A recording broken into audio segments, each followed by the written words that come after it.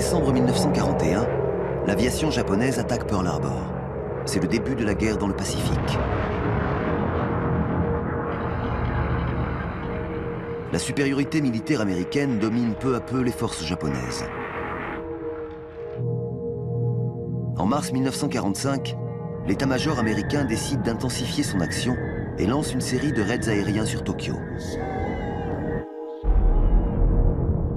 Et en juillet, les États-Unis procèdent au premier essai atomique de l'histoire.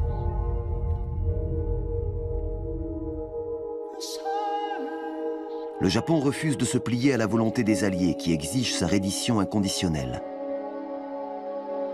Et les États-Unis provoquent deux des pires catastrophes de l'histoire de l'humanité.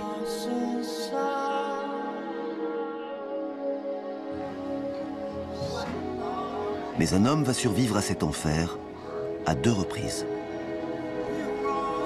Tsutomu Yamaguchi, âgé de 90 ans.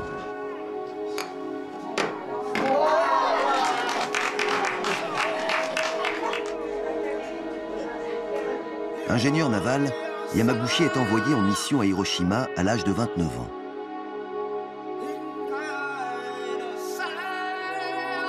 Il est alors victime du premier bombardement atomique.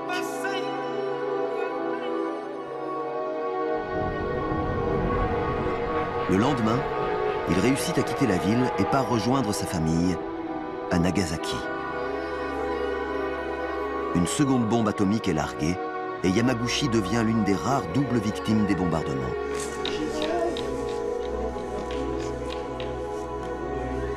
Qu'a-t-il enduré lors de ces journées fatales? Et quelle a été sa vie dans les années qui ont suivi?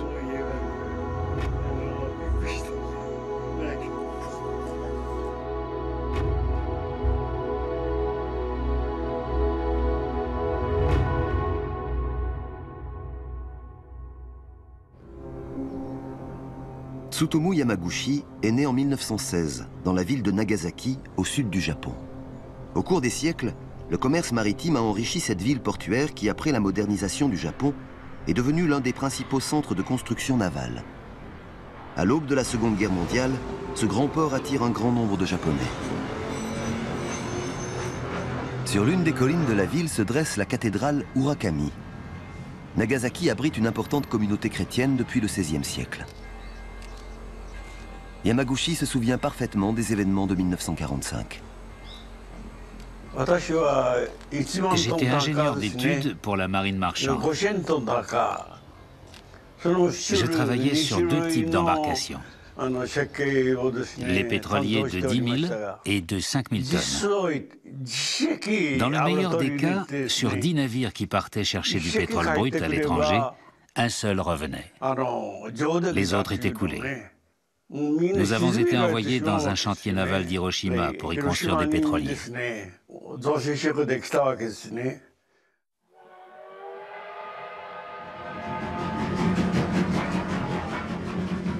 En mai 1945, Yamaguchi et 2 de ses collègues, Iwanaga et Sato, prennent le train pour Hiroshima.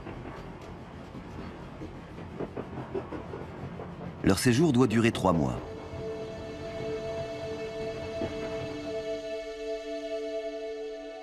Hiroshima est l'un des centres stratégiques militaires du pays. L'un des quartiers généraux de l'armée impériale y est basé. La ville compte près de 350 000 habitants. À l'époque, le pays est régulièrement victime d'attaques aériennes et la population vit dans une menace constante. Le matin du 6 août 1945, Yamaguchi et ses collègues quittent leur logement de fonction pour se rendre à leur travail. Yamaguchi s'aperçoit qu'il a oublié quelque chose et ses camarades partent en avant. Comme tous les matins, Yamaguchi traverse un champ de patates douces.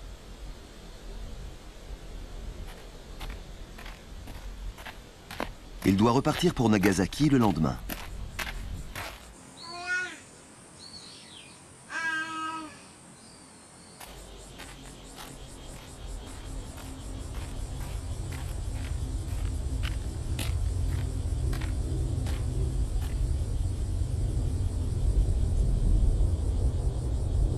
Une petite escadre de bombardiers B-29 de l'US Air Force survole Hiroshima. Comme ils sont peu nombreux, les sirènes anti-aériennes ne sont pas déclenchées.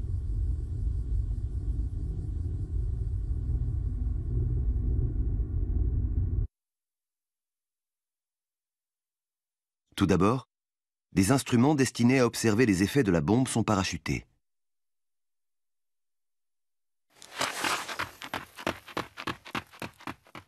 Puis, quelques instants plus tard,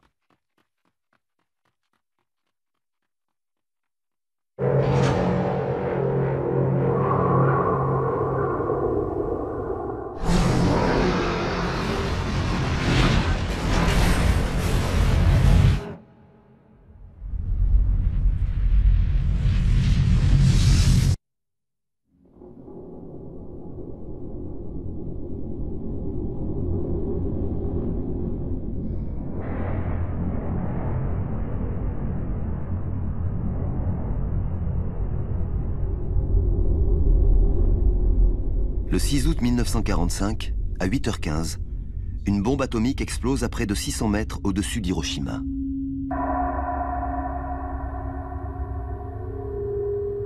Lorsque Yamaguchi revient à lui, il n'en croit pas ses yeux.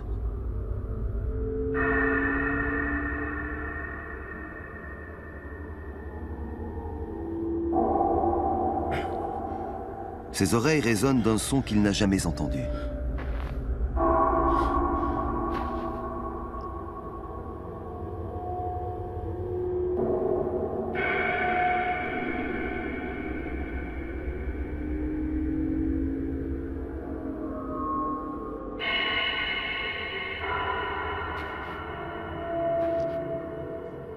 Il ressent une violente douleur du côté gauche de sa tête, comme si son oreille interne avait été détruite.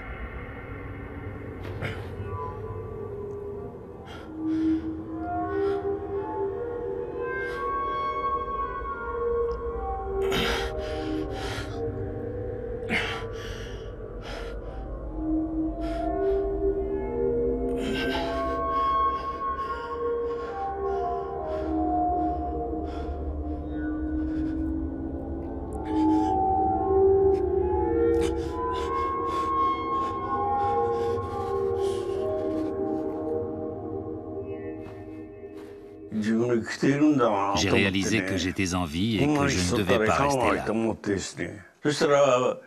J'ai vu une femme dont le corps était entièrement brûlé. Ses vêtements avaient été arrachés et elle hurlait.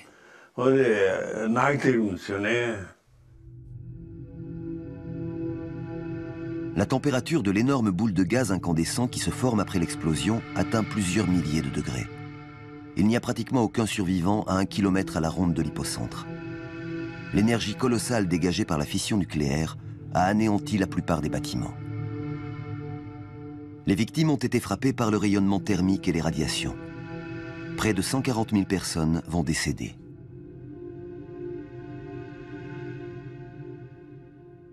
Yamaguchi, qui se trouvait à près de 3 km de l'hypocentre, a échappé à la mort.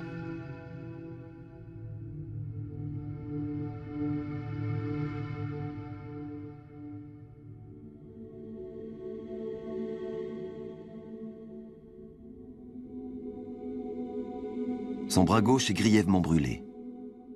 Sa peau commence à partir en lambeaux.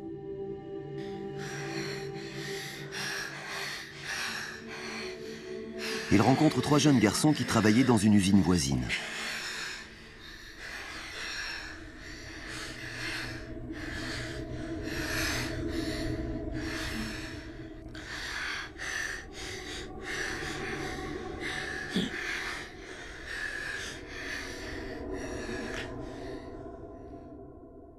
De la fumée s'élève de leurs shorts imbibés d'essence.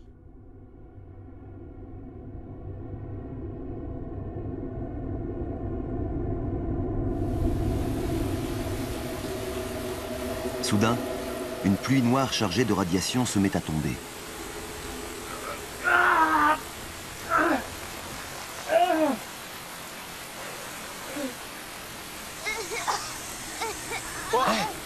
Qu'est-ce que t'as?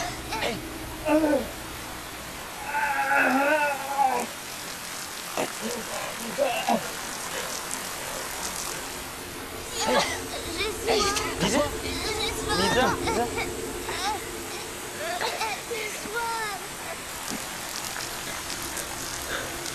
Tiens, bois. Les victimes de l'explosion sont assoiffées, mais meurent immédiatement après avoir bu. Réveille-toi. Yamaguchi ne peut rien faire pour les aider.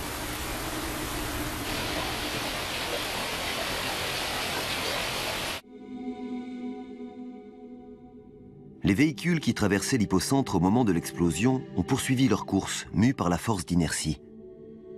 Certains passagers des autobus sont retrouvés debout, la main encore posée sur la barre d'appui. Yamaguchi réussit à retrouver ses deux collègues. Les incendies qui ravagent la ville les empêchent de rejoindre leur logement à pied. Ils décident de prendre l'un des bateaux de la société qui les emploie.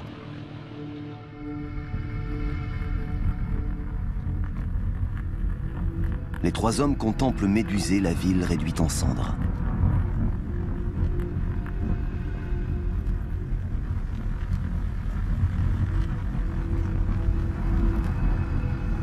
Yamaguchi. Il faut qu'on rentre à la maison. Oui, absolument. On doit retourner à Nagasaki par n'importe quel moyen.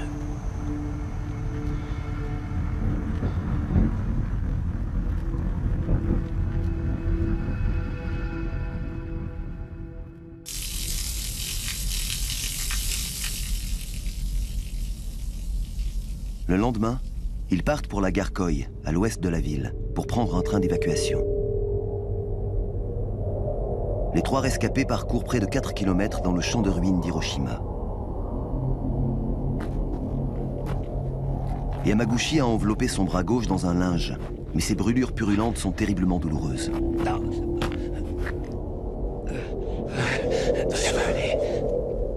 Je vais y arriver. Tu me donnes le crochet.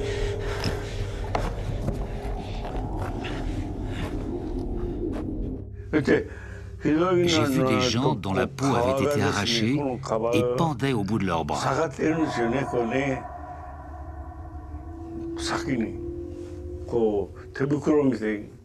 Comme une paire de gants. Une paire de longs gants de soirée retournés.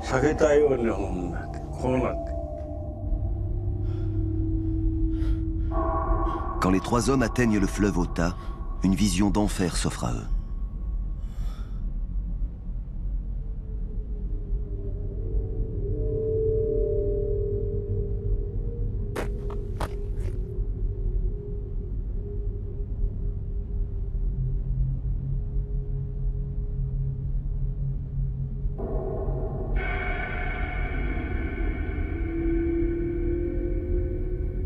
D'innombrables corps dérivent à la surface des eaux. Mais ils doivent absolument passer sur l'autre rive pour pouvoir rentrer à Nagasaki. Yamaguchi pense qu'ils vont devoir marcher sur les cadavres. Tes blessures vont s'infecter. On doit pouvoir traverser par un autre moyen. On va prendre un autre chemin. S'il te plaît, Sato, tu veux bien aller voir si on peut traverser ailleurs? Je vais inspecter les environs. On aurait dit des radeaux humains.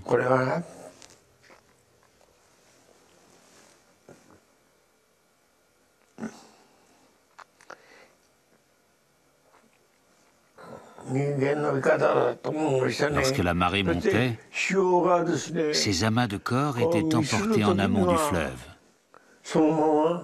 Et lorsque le niveau des eaux descendait, ces radeaux humains étaient de nouveau entraînés vers la mer.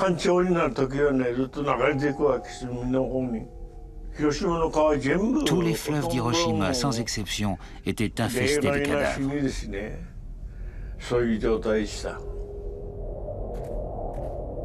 5 heures après avoir quitté leur logement, Yamaguchi et Iwanaga arrivent à un pont de chemin de fer. La gare se trouve de l'autre côté.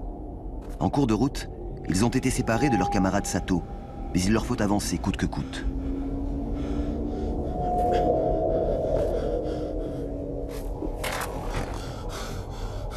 Le pont de 200 mètres de long est situé à 15 mètres au-dessus du fleuve.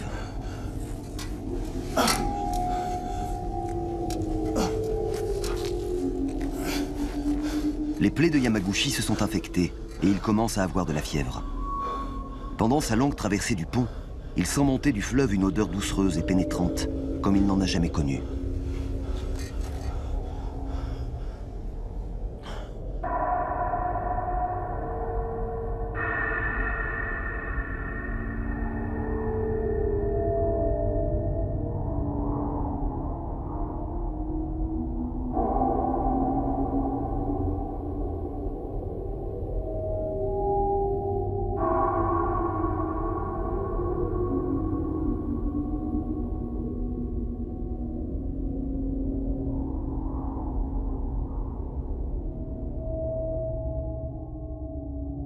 Tous les services administratifs de la ville ont été démantelés.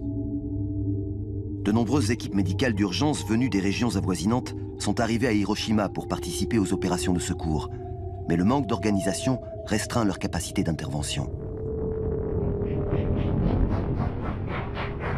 Le 7 août, à 13 h, Yamaguchi et Iwanaga partent pour Nagasaki en train, un voyage de près de 400 km.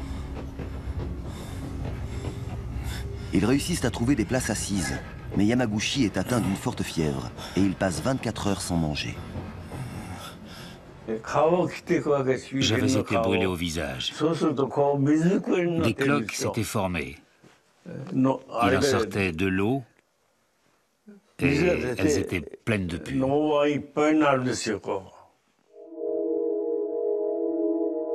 À l'époque, Nagasaki est une ville de près de 250 000 habitants. À cause de la censure militaire sur l'information, rien n'a filtré de la terrible situation qui règne à Hiroshima. Le président américain Harry Truman déclare « Si le Japon ne se rend pas sans condition, il peut s'attendre à une pluie de ruines. »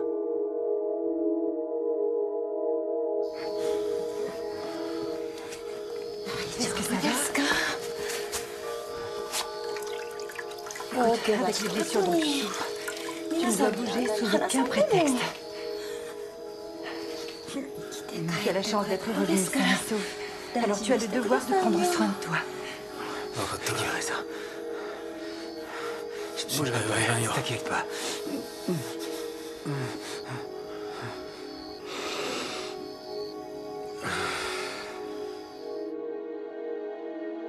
Mais Yamaguchi insiste pour se rendre à son bureau.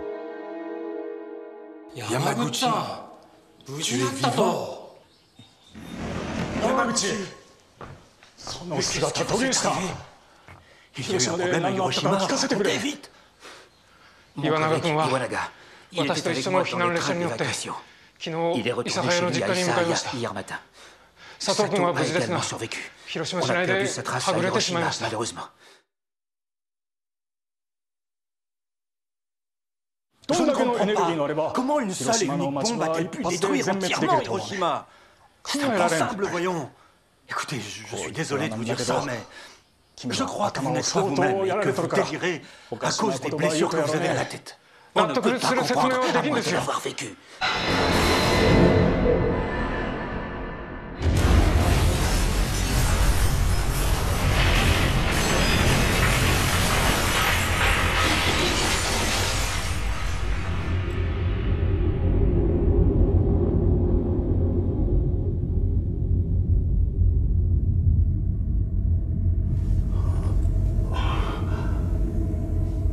Lorsque Yamaguchi reprend conscience, les bandages qu'il avait sur le visage ont disparu.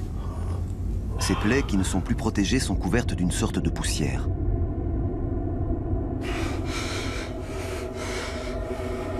Puis, comme dans un cauchemar récurrent, il voit s'élever le même nuage en forme de champignon qu'il a vu dans le ciel d'Hiroshima 3 jours plus tôt. Le 9 août, à 11h02, les États-Unis ont largué une deuxième bombe atomique sur le Japon. 74 000 personnes, pour la plupart des civils, ont péri. Les États-Unis affirment que ce geste était indispensable pour pousser le Japon à la reddition et précipiter la fin de la guerre.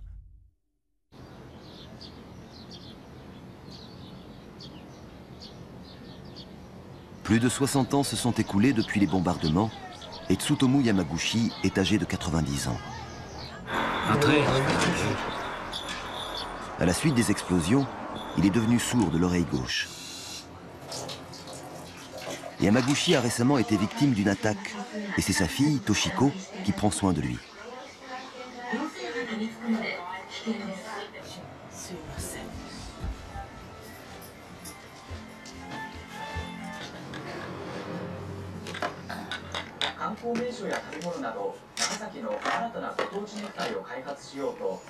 Ce n'est qu'à l'âge de 90 ans qu'il a commencé à parler publiquement des bombardements. Par égard pour sa famille, il a gardé le silence pendant 60 ans. Il s'est contenté de relater ses expériences tragiques dans des poèmes. Les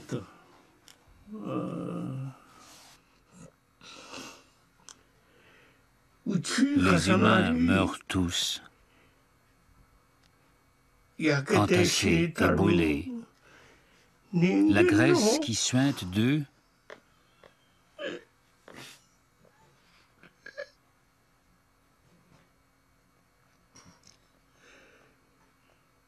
se répand sur la terre, qui ne séchera jamais.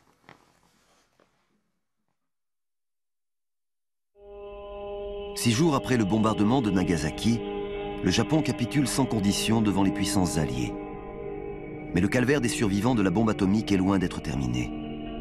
De nombreuses victimes doivent traverser le site de l'hypocentre pour trouver de la nourriture, ce qui engendre des décès à plus ou moins long terme. Pendant la convalescence de Yamaguchi, c'est sa femme, Isako, qui s'occupe de l'approvisionnement. C'est sans doute ce qui est à l'origine du cancer dont elle a été atteinte par la suite. Quand j'étais enfant, ma mère m'a raconté qu'elle avait aidé à déblayer les gravats sous la pluie noire qui est tombée après le bombardement. Elle disait que cette pluie était très désagréable et grasse, comme du cambouis. Quelques mois plus tard, elle a eu une forte fièvre et a dû être hospitalisée. À cause des réductions de personnel, Yamaguchi perd son emploi au chantier naval. Pour gagner sa vie, il se voit contraint d'accepter un travail de manœuvre et participe à l'enlèvement des décombres. Je suis née en 1948, 3 ans après la guerre. À l'époque, il y avait encore beaucoup de bébés qui présentaient des malformations à la naissance. Ma mère m'a raconté qu'une enfant du voisinage lui répétait sans cesse « Des bébés horribles viennent au monde en ce moment. Vous feriez mieux de ne pas en avoir. » La petite fille lui a dit ça à plusieurs reprises. Mais comme ma mère croyait fermement que nous naissons tous humains, elle n'a pas renoncé. Et je suis née. Par la suite, Yamaguchi est engagé comme professeur d'anglais dans un collège. À l'époque, sa famille compte 5 membres, mais Yamaguchi souffre des séquelles de l'irradiation et il tombe régulièrement malade. Par exemple, les brûlures de son bras se mettaient à suppurer et il perdait ses cheveux. Au lieu de compatir à sa douleur, je me sentais totalement abattue. Je lui demandais à quel point il souffrait et il me disait qu'il avait envie de hurler « Mon Dieu, je n'en peux plus, je t'en prie, accorde-moi ton pardon ». Ça m'a frappée. Quelques centaines de milliers de personnes ont survécu au bombardement. Ces survivants sont appelés Hibakusha. Ils sont victimes de discrimination, tant dans leur vie professionnelle, à cause de leur santé déficiente, que dans leur vie privée, à cause de la crainte que les maladies consécutives au bombardement soient héréditaires. Très peu d'entre eux parlent de ce qu'ils ont vécu, mais vers la cinquantaine, Yamaguchi éprouve le besoin de raconter publiquement son expérience. Il y a quelque chose dont j'aimerais discuter avec vous. De quoi s'agit-il, papa? Le jour où je prendrai ma retraite, je souhaite pouvoir m'exprimer publiquement. T'exprimer sur quel sujet? J'estime qu'il est de mon devoir, ayant été touché à 2 reprises, de parler de mon expérience de victime des bombardements nucléaires qui ont eu lieu à Nagasaki et Hiroshima. Qu'est-ce que tu racontes? Tu as perdu la tête? Est-ce que tu te rends compte que ta fille va se marier dans quelques mois? Tu vas nous gâcher ou quoi? As-tu seulement pensé à notre réputation? Ça te fera peut-être du bien de vivre. Qu'est-ce que tu fais de nous dans l'histoire? Je me travaille depuis de nombreuses années. En tant que survivant de 2 bombardements atomiques, je ressens vraiment le besoin de partager mon expérience avec le monde entier. Papa, écoute.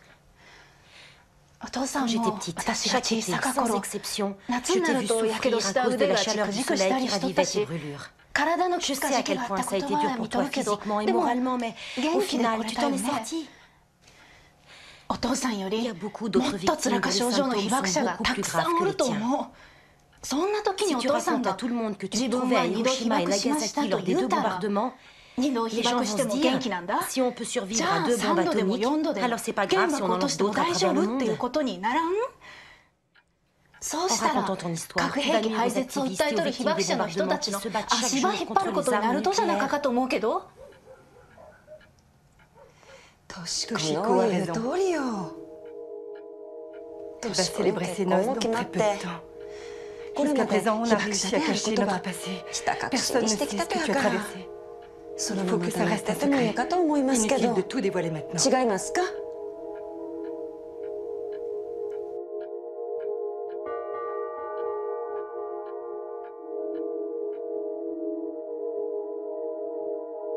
Yamaguchi renonce à son souhait et profite de sa vie de retraité pour voyager et écrire des poèmes.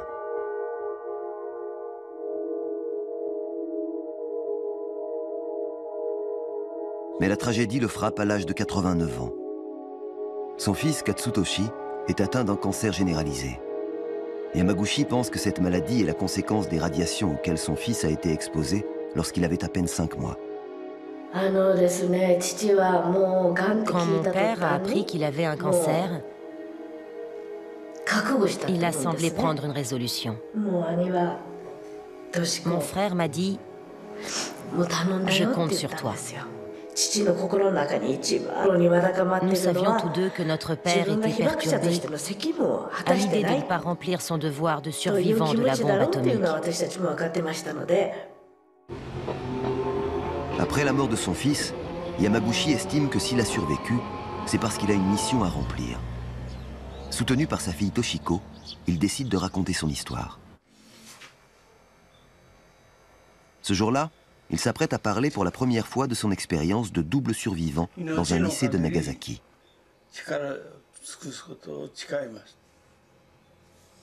Le recueil de ses souvenirs douloureux couvre 90 pages.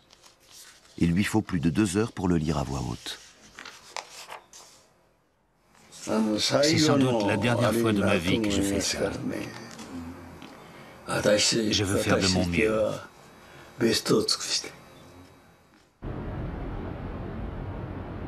La transmission aux jeunes générations de la mémoire des horreurs du bombardement atomique est une pratique active à Nagasaki.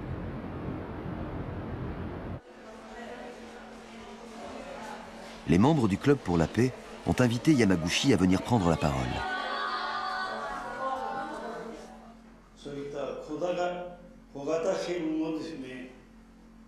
La perte de son fils un an plus tôt a encouragé Yamaguchi à penser qu'il peut faire quelque chose pour l'avenir. Il met toute son énergie à transmettre son message. Son exposé circonstancié débute à 16h30 et dure 2h30. À la fin, Yamaguchi dit aux lycéens « Certaines personnes sont mortes en cherchant de l'eau.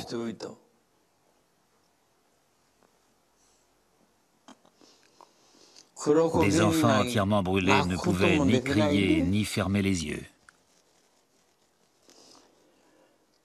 Ceux qui ont réussi à échapper à la mort ont gardé dans leur cœur des cicatrices indélébiles et incurables. »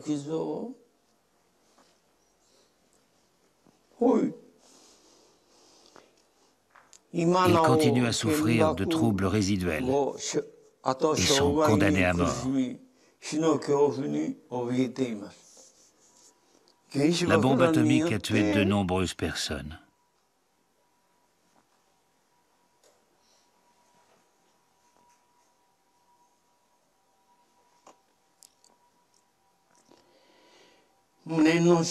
Chacun d'entre vous doit tirer la leçon des événements du passé et ne pas oublier que la paix est inestimable.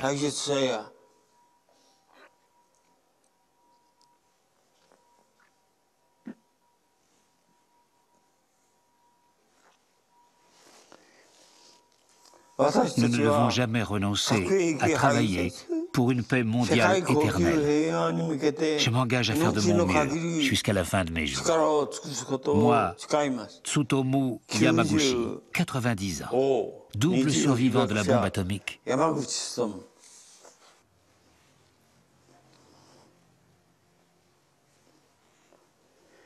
Je veux remettre ma vie entre vos mains.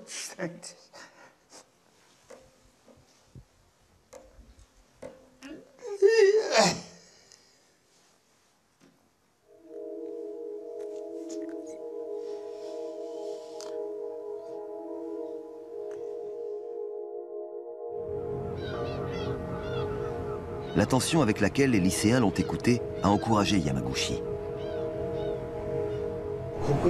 Je ne crois pas que les manifestations locales puissent être très efficaces. Pour obtenir l'abolition du nucléaire et la paix mondiale, nous devons lancer un appel direct aux Nations Unies.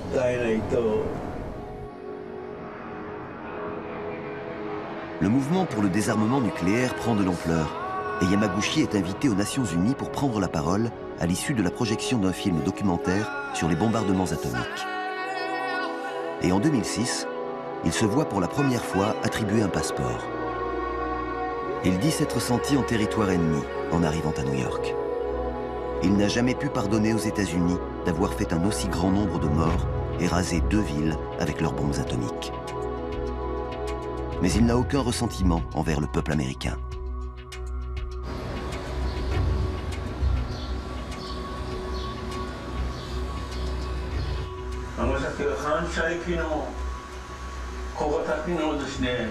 Le film documentaire est projeté.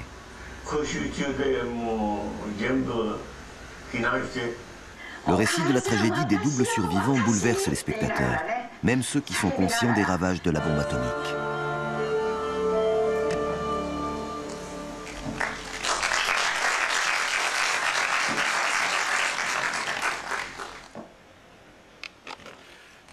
Après la projection, Yamaguchi fait un discours de 7 minutes. Je viens de loin, de Nagasaki. Un proverbe japonais dit « Ce qui se produit 2 fois se reproduira une 3e fois ». Mais il ne doit jamais y avoir une 3e bombe atomique.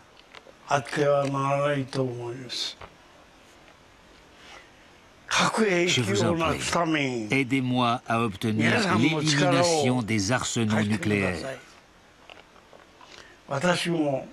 Quelle que soit la couleur de notre peau et la langue que nous parlons, nous souhaitons tous vivre en paix et sans guerre.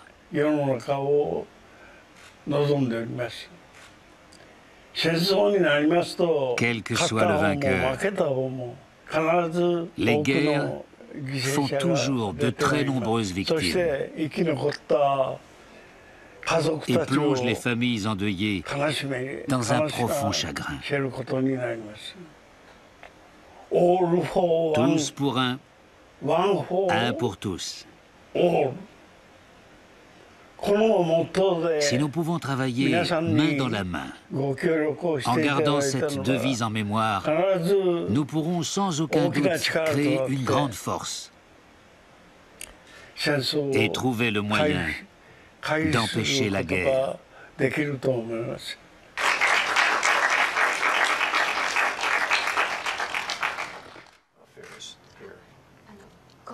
Les représentants de l'ONU lui ont dit en lui tenant la main « Nous aussi, nous allons faire notre maximum ».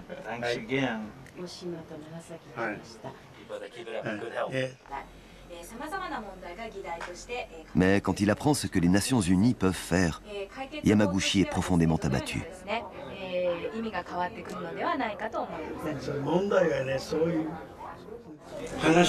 Les Nations Unies examinent toutes ces questions.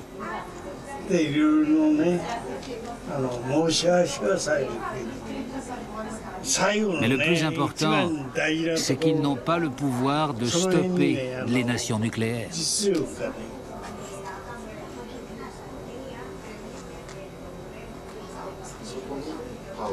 C'est un grave problème. De retour à Nagasaki, Yamaguchi se demande ce qu'il peut faire en tant que double survivant de la bombe atomique pour contribuer à la paix. Il décide de rencontrer le plus de gens possible, quels qu'ils soient, tant qu'il en a le temps. Entrez, entrez. Content de vous voir.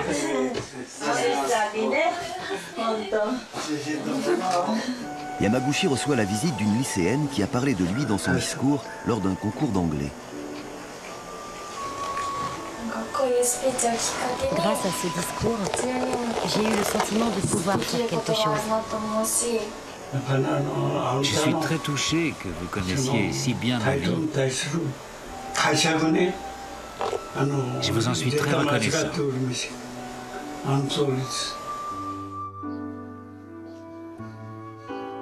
Un étudiant américain vient le voir pour lui demander l'autorisation de traduire ses poèmes et de les lire en public.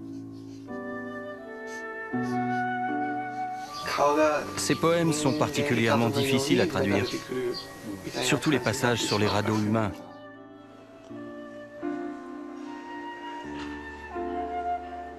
Kathleen Sullivan, une militante en faveur de la paix, vient écouter l'histoire de Yamaguchi. Enchanté. Je suis très heureuse de vous rencontrer. Après avoir travaillé pour les Nations Unies, Kathleen a fondé une ONG. Elle se rend désormais dans les collèges et lycées pour parler de l'horreur des armes nucléaires. C'est sa première rencontre avec une victime des deux bombes. Je me demande ce qui vous pousse à continuer à transmettre votre message et à écrire vos poèmes. Qu'est-ce qui vous aide? Qu'est-ce qui vous anime? Au nord d'ici, il y a un endroit appelé Urakami. C'est un important centre chrétien. Depuis très longtemps.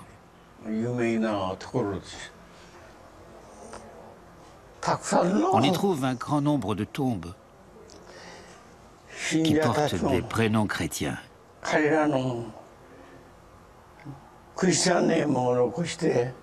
Ils sont tous morts le 9 août 1945.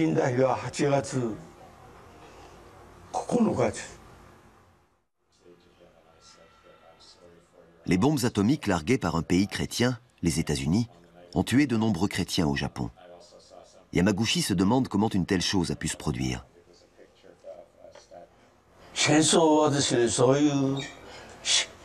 En temps de guerre, nos croyances n'ont plus la moindre raison d'être. Ce sentiment a été renforcé par la statue de la Vierge Marie retrouvée dans les ruines de la cathédrale après le bombardement. Elle l'a aidé à atténuer la rancœur qui s'est ravivée à la mort de son fils. Je ne suis pas chrétien. Mais lorsque j'ai vu la statue après la mort de mon fils, elle m'a parlé.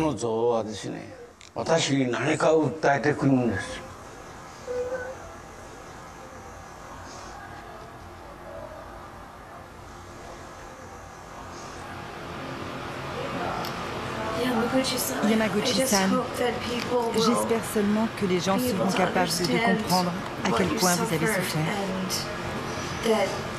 et qu'ils pourront œuvrer à un monde de paix pour que personne n'ait à endurer les peines que vous et les autres survivants avez endurées.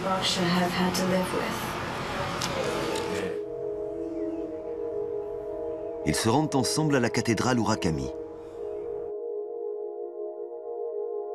La statue de la Vierge Marie a été retirée des décombres après que l'édifice, situé à 500 mètres de l'hypocentre, a été frappé par l'onde thermique et les radiations.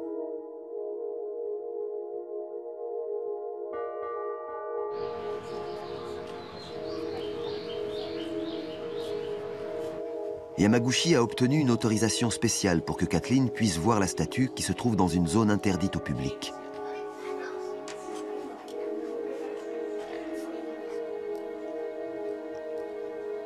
Ils se demandent tous deux si le monde pourra un jour être débarrassé des arsenaux nucléaires.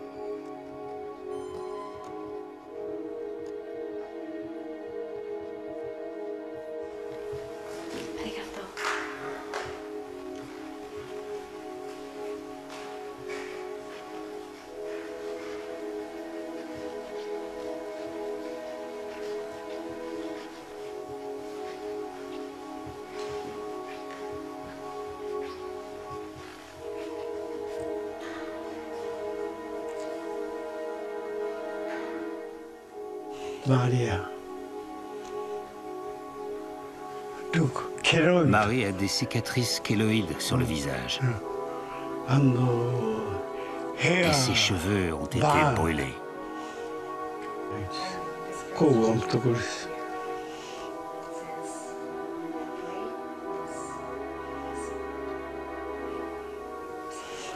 Je vous en prie. Joignez-vous à la Vierge Marie pour lutter contre les armes nucléaires.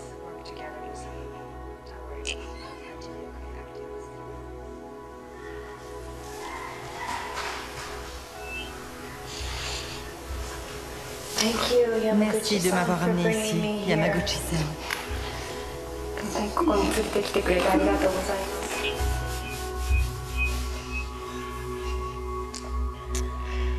Nous avons besoin de la puissance. De la puissance et de la force de Marie. Pour lancer un appel au monde.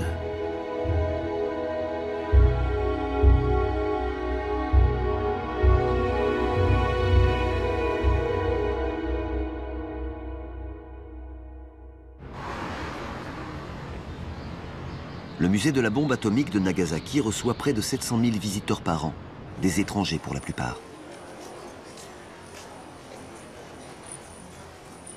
Ce jour-là, Yamaguchi va raconter son histoire à un groupe de jeunes lycéens américains. Que peut-il dire à des adolescents à qui on a enseigné que les bombardements atomiques étaient justifiés?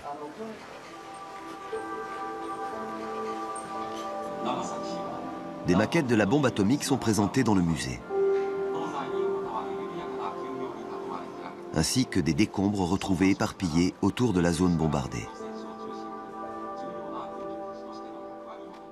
Frappé par l'onde de chaleur extrême dégagée par l'explosion, le riz contenu dans la gamelle d'une victime a été instantanément transformé en charbon.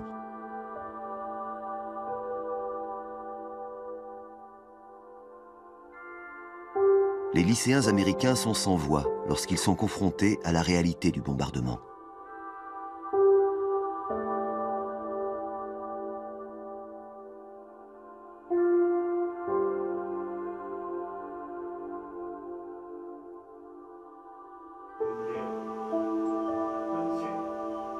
Yamaguchi est particulièrement tendu parce qu'il va devoir raconter son histoire en anglais, une langue qu'il n'a pas parlée en public depuis 30 ans.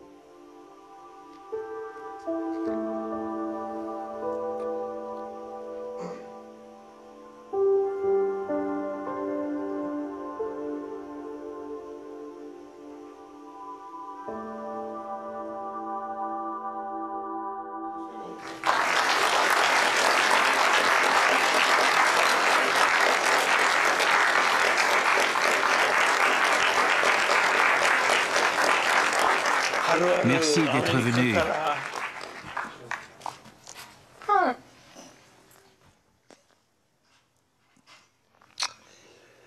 Depuis les États-Unis.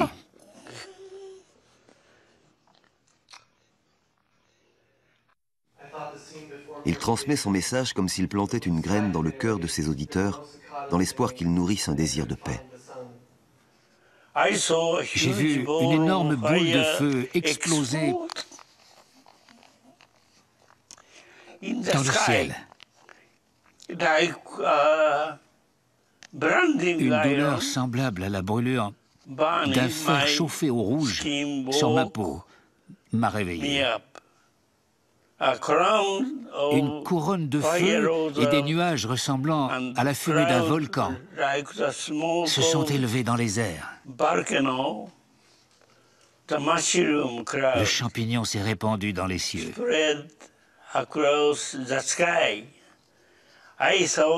Je me suis dit que lorsque tout cela allait retomber sur Terre, toute vie allait être tuée.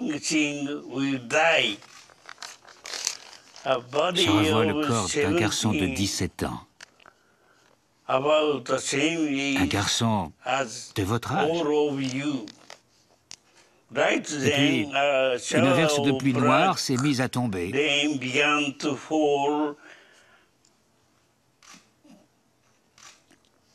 Et a souillé ma chemise blanche.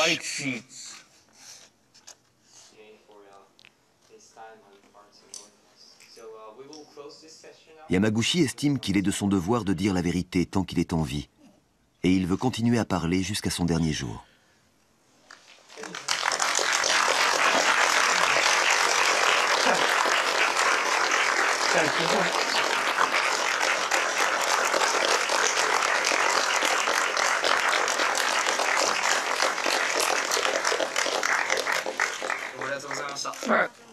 Merci beaucoup.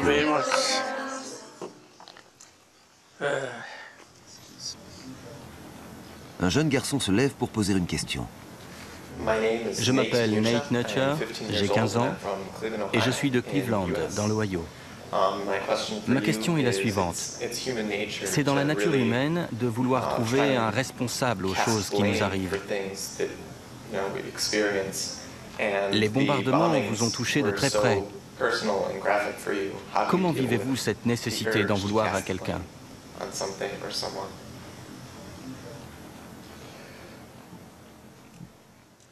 Je suis un être humain et vous êtes des êtres humains.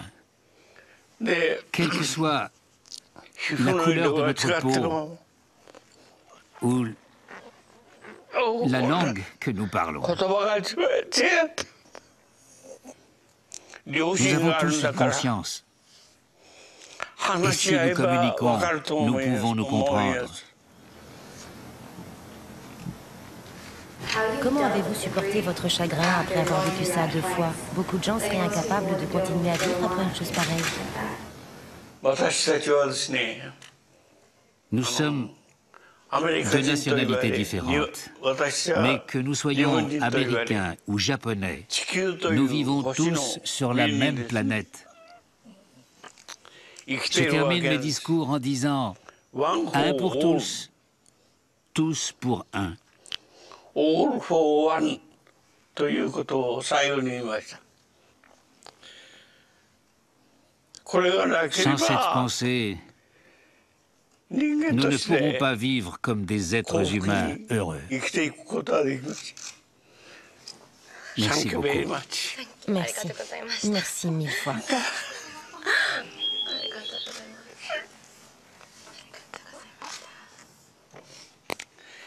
Je vous souhaite bonne chance.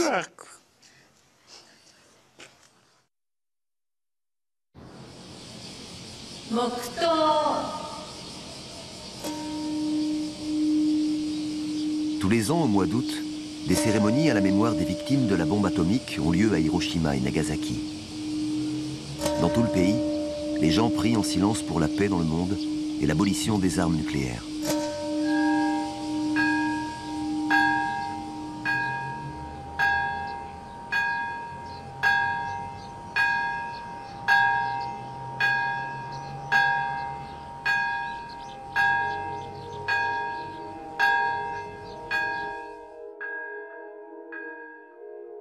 Pendant l'été 2009, la santé de Yamaguchi se détériore brusquement.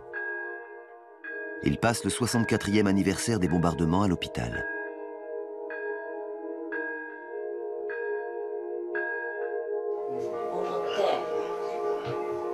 Durant 6 mois, sa fille Toshiko vient quotidiennement lui rendre visite pour prendre soin de lui.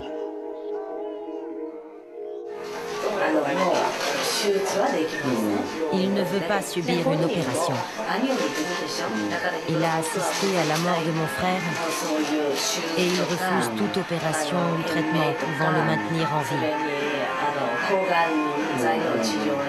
Il ne veut même pas suivre un traitement pour le cancer.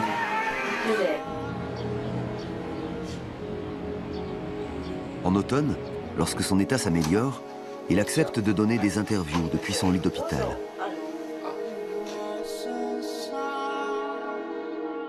Il répond aussi consciencieusement aux lettres et aux questions que lui envoient les élèves des collèges et des lycées de Nagasaki.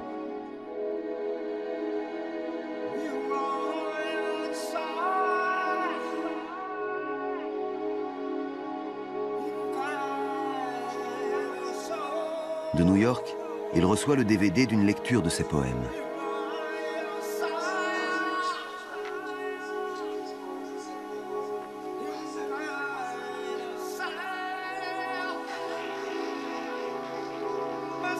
Tsutomu Yamaguchi s'est éteint le 4 janvier 2010, à l'âge de 93 ans. Voici ses derniers mots. Nous devons délivrer au monde un message anti-nucléaire. Ce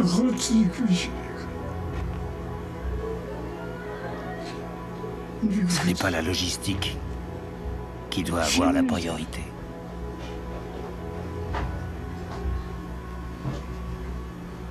Ce qui doit l'emporter, c'est la vérité et la conviction.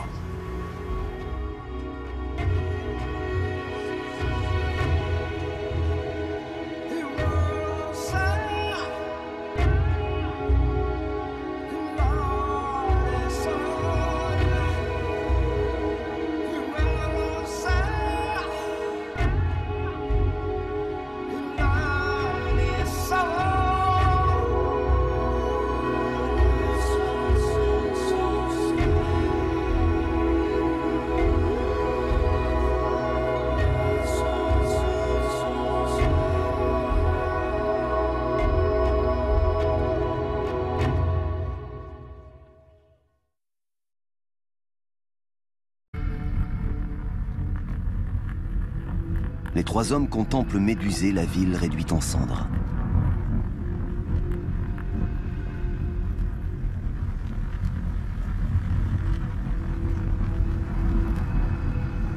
Yamaguchi. Il faut qu'on rentre à la maison. Absolument. On doit retourner à Nagasaki par n'importe quel moyen.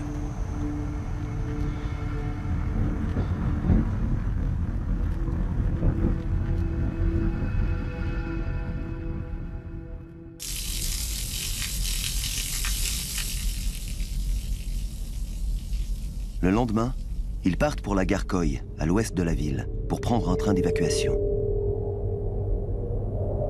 Les 3 rescapés parcourent près de 4 km dans le champ de ruines d'Hiroshima. Yamaguchi a enveloppé son bras gauche dans un linge, mais ses brûlures purulentes sont terriblement douloureuses. Non. Ça va aller. Je vais y arriver. Tu peux le cracher.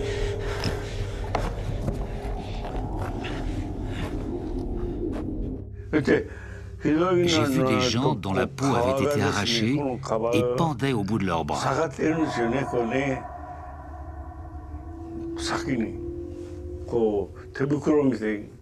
Comme une paire de gants. Une paire de longs gants de soirée retournés.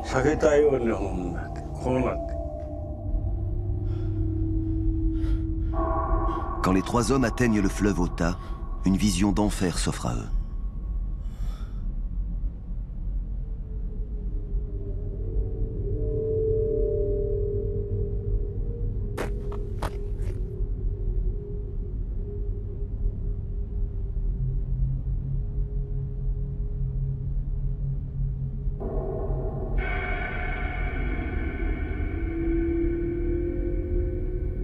D'innombrables corps dérivent à la surface des eaux. Mais ils doivent absolument passer sur l'autre rive pour pouvoir rentrer à Nagasaki.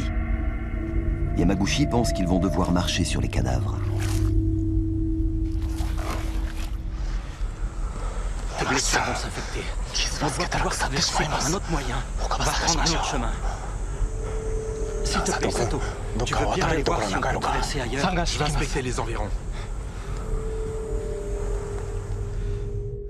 On aurait dit des radeaux humains.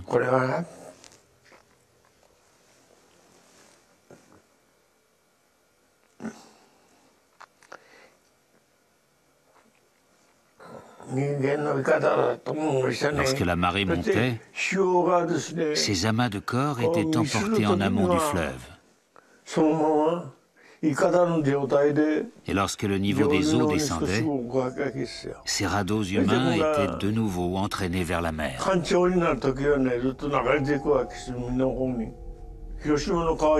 Tous les fleuves d'Hiroshima, sans exception, étaient infestés de cadavres.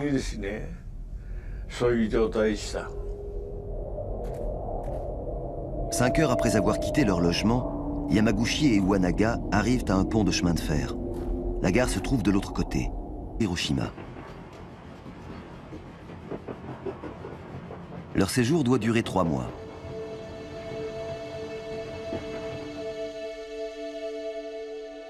Hiroshima est l'un des centres stratégiques militaires du pays.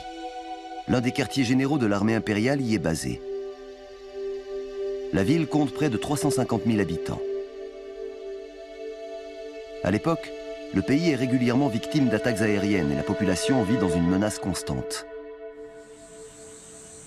Le matin du 6 août 1945, Yamaguchi et ses collègues quittent leur logement de fonction pour se rendre à leur travail.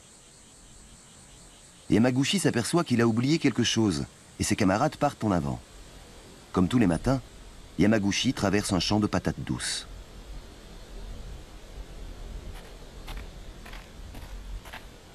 Il doit repartir pour Nagasaki le lendemain.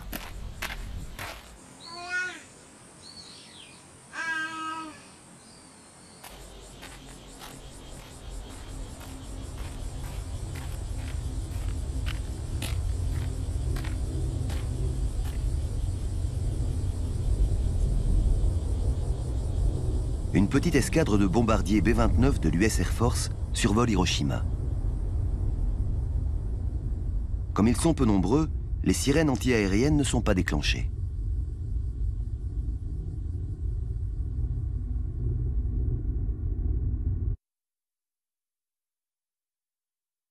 Tout d'abord, des instruments destinés à observer les effets de la bombe sont parachutés.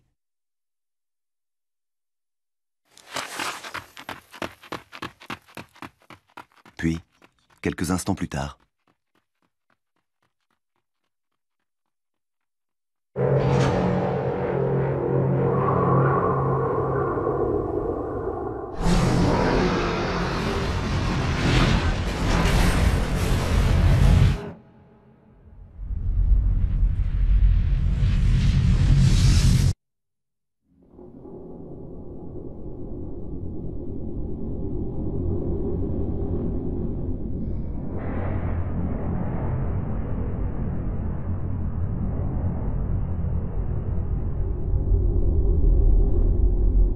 le 6 août 1945, à 8h15, une bombe atomique explose à près de 600 mètres au-dessus d'Hiroshima.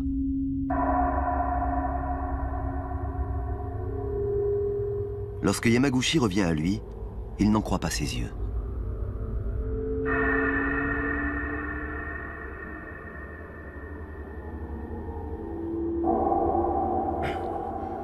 Ses oreilles résonnent d'un son qu'il n'a jamais entendu.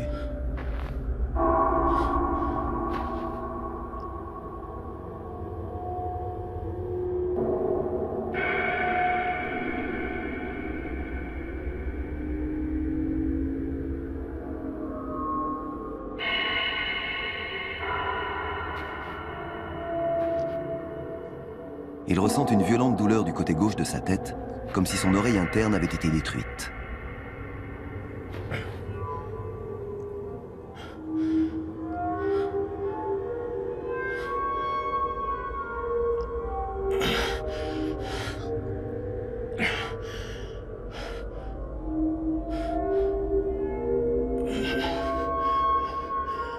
cours de route, ils ont été séparés de leur camarade Sato, mais il leur faut avancer coûte que coûte.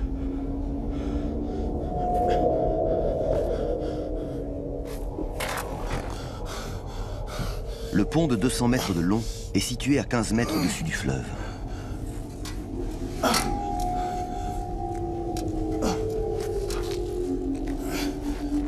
Les plaies de Yamaguchi se sont infectées et il commence à avoir de la fièvre. Pendant sa longue traversée du pont, il sent monter du fleuve une odeur doucereuse et pénétrante, comme il n'en a jamais connue.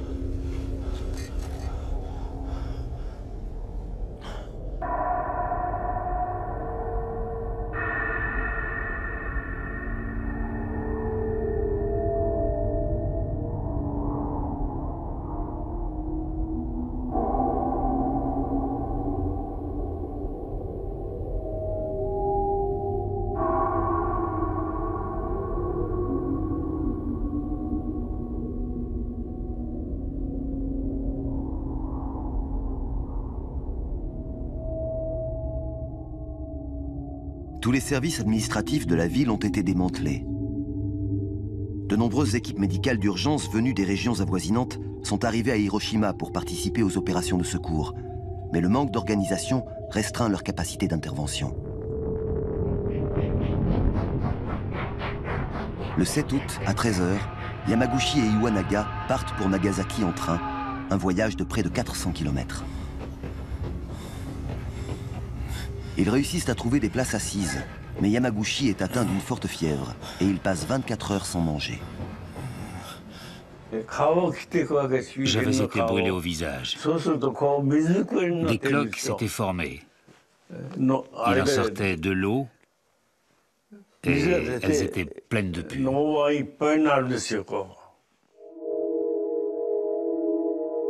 À l'époque, Nagasaki est une ville de près de 250 000 habitants.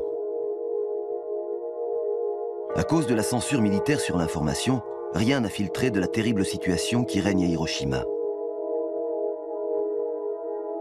Le président américain Harry Truman déclare « Si le Japon ne se rend pas sans condition, il peut s'attendre à une pluie de ruines. »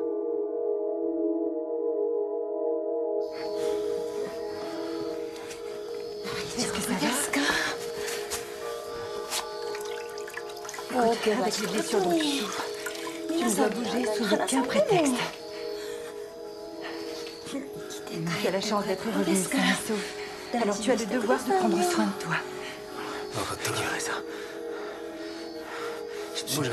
T'inquiète pas.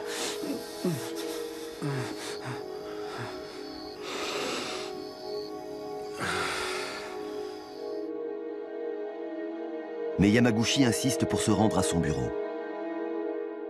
Yamaguchi, tu es vivant. Yamaguchi, qu'est-ce qui vous est arrivé? Il y a eu un problème à Hiroshima, racontez vite. Mon collègue Iwanaga, il était avec moi dans le train d'évacuation. Il est retourné chez lui à Isaya hier matin. Sato a également survécu. On a perdu sa trace à Hiroshima, malheureusement. Je ne comprends pas. Comment une seule et unique bombe a-t-elle pu détruire entièrement?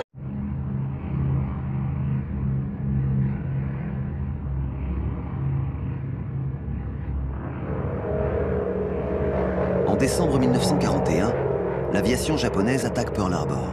C'est le début de la guerre dans le Pacifique. La supériorité militaire américaine domine peu à peu les forces japonaises. En mars 1945, l'état-major américain décide d'intensifier son action et lance une série de raids aériens sur Tokyo. Et en juillet, les États-Unis procèdent au premier essai atomique de l'histoire.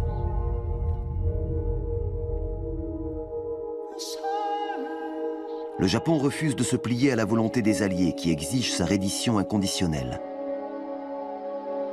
Et les États-Unis provoquent deux des pires catastrophes de l'histoire de l'humanité.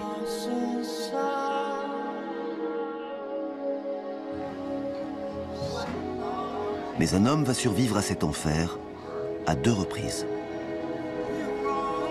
Tsutomu Yamaguchi, âgé de 90 ans.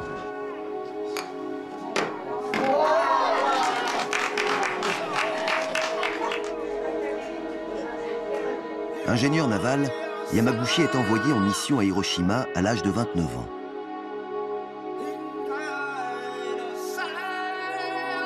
Il est alors victime du premier bombardement atomique.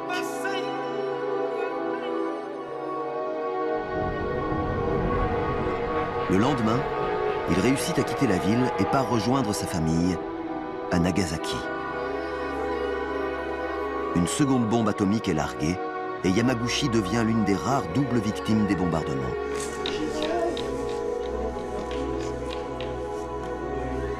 Qu'a-t-il enduré lors de ces journées fatales? Et quelle a été sa vie dans les années qui ont suivi?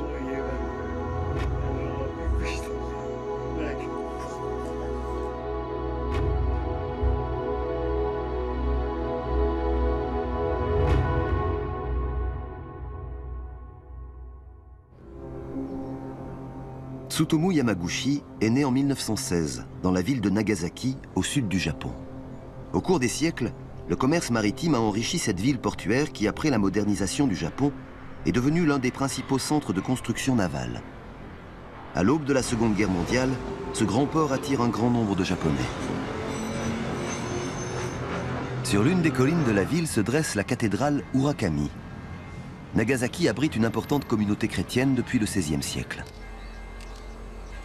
Yamaguchi se souvient parfaitement des événements de 1945. J'étais ingénieur d'études pour la marine marchande. Je travaillais sur deux types d'embarcations. Les pétroliers de 10 000 et de 5 000 tonnes. Dans le meilleur des cas, sur 10 navires qui partaient chercher du pétrole brut à l'étranger, un seul revenait. Les autres étaient coulés. Nous avons été envoyés dans un chantier naval d'Hiroshima pour y construire des pétroliers.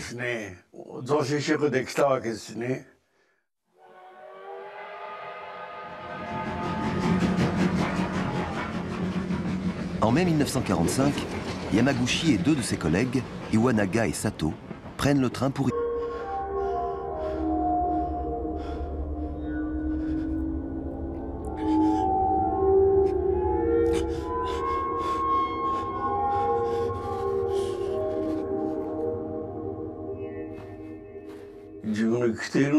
J'ai réalisé que j'étais en vie et que je ne devais pas rester là. J'ai vu une femme dont le corps était entièrement brûlé. Ses vêtements avaient été arrachés et elle hurlait.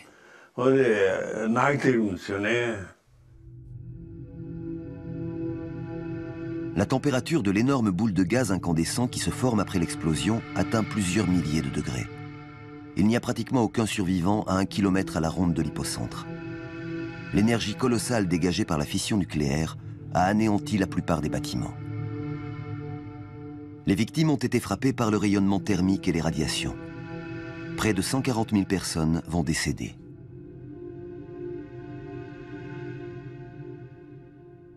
Yamaguchi, qui se trouvait à près de 3 km de l'hypocentre, a échappé à la mort.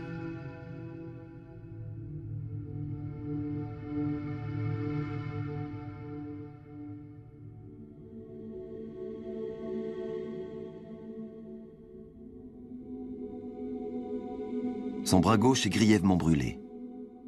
Sa peau commence à partir en lambeaux.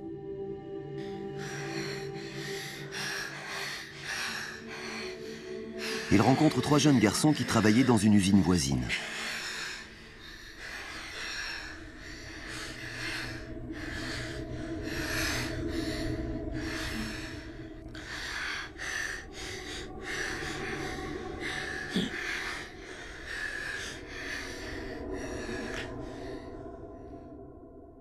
De la fumée s'élève de leurs shorts imbibés d'essence.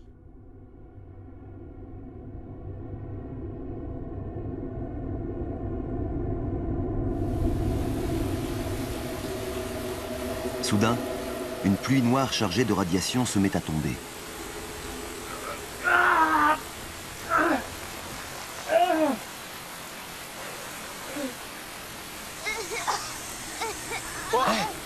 Qu'est-ce que t'as?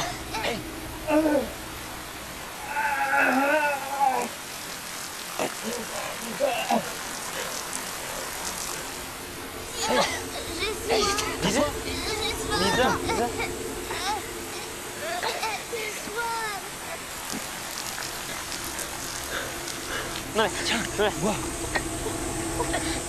Les victimes de l'explosion sont assoiffées, mais meurent immédiatement après avoir bu. Réveille-toi. Yamaguchi ne peut rien faire pour les aider.